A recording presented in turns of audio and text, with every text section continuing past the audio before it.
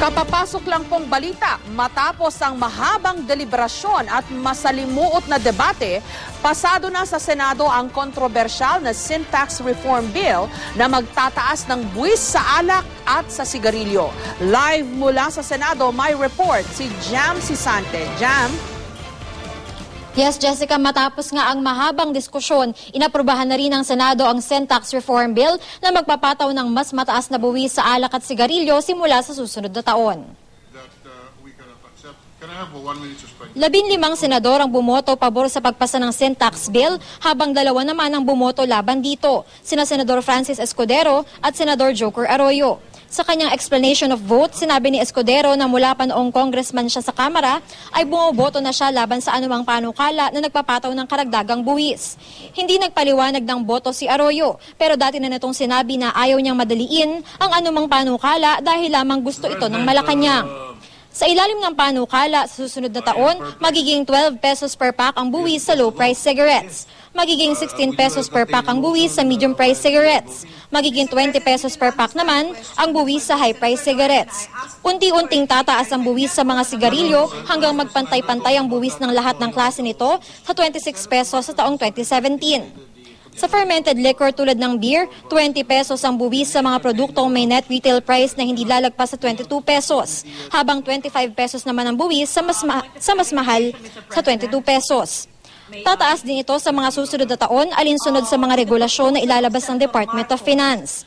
Sa distilled spirits tulad ng whiskey at rum, ang magiging buwis sa 2013, 20 pesos per proof liter at ang katumbas ng 15% ng net retail price per proof liter. Tataas pa muli ang buwis sa 2015. 23 billion pesos kada taon ang mapupunta sa PhilHealth. 10 million pesos kada taon sa bawat isa sa 618 district hospitals, 100 million pesos kada taon sa bawat isa sa 16 regional hospitals at 22 medical centers, 100 million pesos kada taon para sa information campaign ng DOH laban sa pag-inom at paninigarilyo. Aprobado din ang panukala ni Recto na maglaan ng 750 million pesos kada taon hanggang 2016 para sa unemployment package ng mga manggagawa at magsasaka mula sa alcohol at tobacco industry na mawawala ng trabaho. I'm pleased to announce that we have passed on second and third reading the Sin Tax Bill.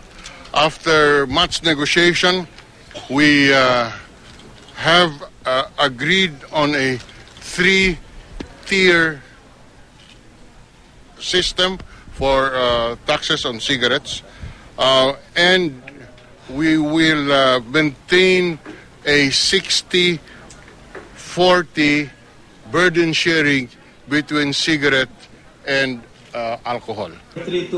Yes, Jessica, magtatakda daw ng Bicameral Conference Committee ang mga senador at ang mga iba pang mga congressmen sa mga susunod na araw kung saan tatalakayin nila o i-reconcile nila yung magkaibang House at Senate versions ng Sin Tax Reform Bill. Okay, Jessica? dapat nga siguro liwanagin natin, Jam, sa Senado pa lang ito pasado. Kailangan magkaroon ng Bicameral Conference Committee ang Senado at ang Lower House o ang Kongreso, tapos pagsasamahin ba o i-resolve kung anong pagkakaiba ng dalawang bersyon, at pagkatapos saka pa lang yan magiging batas, hindi ba? Yes, Jessica. Ngayon nga pasado sa Senado, yung Congress, pinasa na nila ito, yung kanilang version ng Sin Tax Reform Bill a few months ago. So ngayon kailangan nilang i-reconcile yung mga magkakaibang probisyon doon sa dalawang panukala para magkaroon ng isang panukala na yun yung pipirmahan ni Pangulong Noynoy Aquino. Jessica? Okay, itong pumasa, ito yung Drilon version, di ba? Yes, Jessica, ito yung version ni Senator Drilon at dito nga, under dito sa version na ito ay by 2017, magiging unitary na yung tax rate dun sa cigarettes. Magiging 26 pesos na yung buwis sa lahat ng sigarilyo, mapa low price, medium price o high price pa man yan, Jessica. Okay, pero parang may narinig ako, may provision din yung recto version na incorporate dito. Tama ba yon, Jam? Yes, meron ding mga nilagay na input si Senador Recto dito sa version na naipasa ng Senado.